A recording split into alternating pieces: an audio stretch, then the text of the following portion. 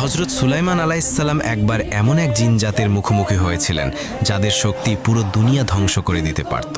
সেই জিনরা বাবেলের কাছে মানুষের উপর জুলুম করত, জাদু দিয়ে ফিতনা ছড়াতো, মানুষের ঈমান নষ্ট করত। তখন সুলাইমান আলাইহিসসালাম তার উড়ন্ত সিংহাসন নিয়ে রওনা দিলেন।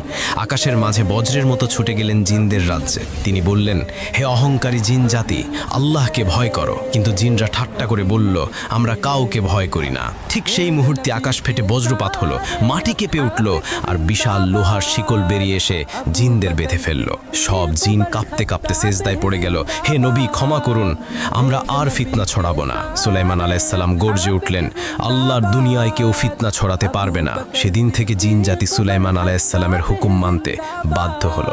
তিনি প্রমাণ করলেন, আল্লাহ যাকে শক্তি দেন তার সামনে দুনিয়ার সব শক্তি তুচ্ছ। এরকম আরও রহস্যময় ইসলামিক গল্প জানতে লাইক, শেয়ার অ্যান্ড সাবস্ক্রাইব করুন।